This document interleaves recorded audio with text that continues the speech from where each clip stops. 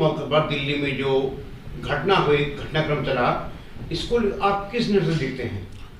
बहुत ही दुर्भाग्यपूर्ण है और मैं कह सकता हूं जो भी ये घटना करने वाले हैं ये किसान नहीं, ये कह सकते हैं कि बिल्कुल इनका जो किसान किसी कीमत पर नहीं सकता, बड़े कष्ट के साथ कह रहा हूं, ये उपद्रवी हैं और जिस प्रकार उपद्रव से निपटा जाना चाहिए उसी प्रकार उनसे निपटा जाना चाहिए।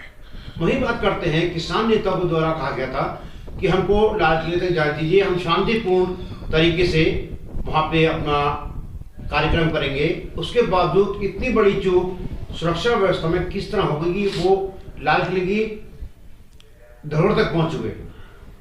देखिए, जो किसान नेताओं ने एक एग्रीमेंट करा था और एक दिल्ली पुलिस के साथ जो रूट तय करे थे उसी रूट पर लेकर वो मार्च चल रहा था। मैं फिर कह रहा हूं, कुछ उपद्रवियों ने और कुछ किसान नेताओं को, जैसे आप लोगों के टीवी में दिखाया जा रहा है, उनके भड़काने के कारण वो उपद्रवियों ने जो घटना करी है, किस प्रकार पुलिस को निर्मम ढंग से पीटा गया है, ऐसा लगता था कि पूरी योजना बनाकर ही लाठी डंडे लेकर पुलिस को पीटने के लिए आए थे, उपद्रव करने के लिए आए थे। और मैं इसको चूक नहीं कहता, मैं इसको कहता हूँ पुलिस का संयम कहता हूँ। शायद पुलिस अगर थोड़ी सी भी असंयमित होती तो बहुत ज़्यादा दर्दनाक घटना होती। और पुलिस के जो भाई भी उसमें घायल हुए हैं, बहनें घायल हुई हैं, मैं उनके लिए बहुत ज़्यादा जल्दी प्रभु से कामना करता हूँ जल्दी स्वस्थ हों, क्योंकि वो भी किसी किसान के बेटे हैं, किसी सामान्य आदमी के बेटे हैं। इसलिए इसको चूक नहीं कहना चाहिए, इसे उनका मन था। जो बार बार सरकार चेतावनी दे रही थी, जो बार बार उससे पहले एक दिल्ली के सीपी पाठक जी ने बताया था कि किस प्रकार पाकिस्तान से अन्य प्रकार से ट्विटर हैंडल से भड़काया जा रहा है, लेकिन कई किसान नेताओं ने उसको अनसुना करा। लोकतंत्र की दुहाई देकर इस मार्च को लाने के लिए कहा। सरकार ने संवेदनशीलता का परिचय देते हुए लोकतंत्र की दुहाई को मानते हुए इस मार्च की अनुमति दी थी।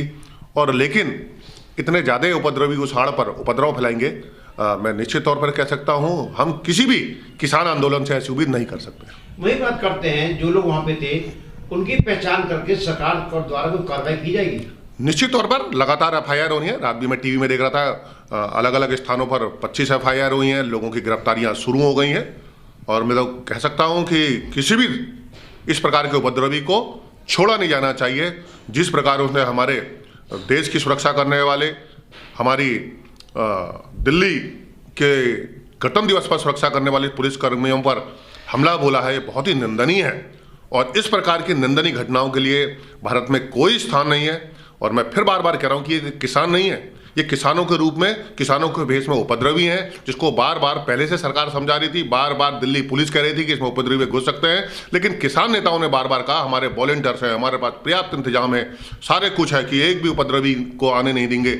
ऐसा कहते हुए उन्होंने आश्वासन दिया था, लेकिन बड़ा दुख है कि उपद्रवी उसमें घुसे, किसानों के रूप में घुसे और हमारे किसानों को भी बदनाम करने का प्रयास किया गया। वही बात करते हैं, एक व्यक्ति जो संधू नाम का है, संधू नाम का व्यक्ति है, उसकी फुटेज दिखाई जा रही है आजकल सोशल मीडिया पे, प्रधानमंत्री के साथ फोटो, गृह मंत्री के साथ फोटो, तो ये कहाँ तक सच्चाई है? जी देखिए, वो बीच में सनी देओल जी के साथ भी उसकी फोटो दिखाई गई थी।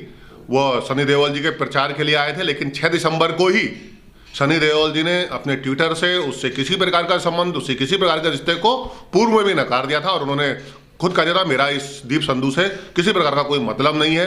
अब नरेंद्र मोदी जी, सनी देओल जी, अमित भाई देश के इतने बड़े नेता हैं और नेता होने के साथ बहुत सरल हृदय और सरल व्यक्तित्व है। सभी लोगों के संग फोटो खिंचाते हैं, सभी हम सब लोग राजनीतिक जीवन में हमारे साथ कई लोग फोटो खिंचाते हैं, लेकिन इस फोटो का मीनिंग ये नहीं लगाना चाहिए कि जी वो हमारे निकट है। हम लोग राजनीतिक जीवन में कई लोगों के साथ फोटो खिंचाते हैं, शादी में खिंचाते हैं, बारात में खिंचाते हैं। ये तो नहीं कि मोदी जी को, सरकार को बदनाम करने के लिए षड्यंत्र चल रहा है? ये तो बहुत लंबे समय से षड्यंत्र चल रहा है। पिछले समय सीए का जब आंदोलन हुआ उस समय भी कहा गया कि जी देश में नागरिकता छीन ली जाएगी। इस समय किसानों को भड़काया जा रहा है कि आपकी जमीन छीन ली जाएगी। इसी प्रकार अनेकों आंदोलन होते हैं जिसमें लोगों को भड़काया जाता है।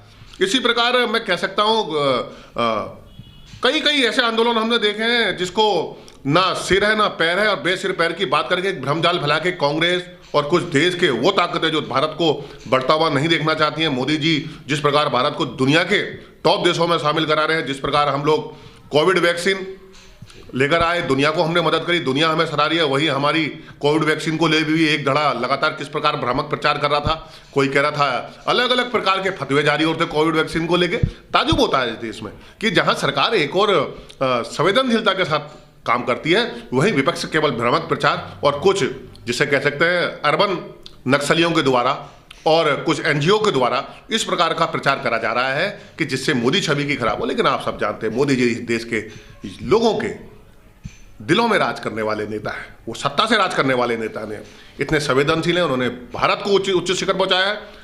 और आज पूरी दुनिया जब कोविड काल से त्राही त्राही कर रही है तो सब लोग भारत के मैनेजमेंट को सराह रहे हैं। और इस विपक्ष ने कुछ इन लोगों ने तो मोदी जी को तब भी कटघरे में खड़ा करने की कोशिश करी। मैं जानता हूं कि आज अब पुनः इस देश का किसान मोदी जी के साथ है। जयपुर के पंचायत के चुनाव हो, बिहार का चुनाव हो या अन्य अन्य जहां भी जो पंचायत के चुनाव हो रहे हैं, भारतीय जनता पार्टी वहां बहुत गति से आगे बढ़ रही है। मोदी जी पर पूरे देश को पूरा विश्वास है। ये कुछ लोग, कुछ मुट्ठी भर लोग जो देश की अस्मिता से हमेशा खेलते आए हैं, खिलवाड़ करते आए हैं, इनसे कुछ फर्क पड़ने वाला नहीं है। हमारा किसान भाई भी अब समझ गया है किस प्रकार उनकी आड़ लेकर उपद्रवियों को आगे करके उन्हें भी बदनाम करने का काम किया है।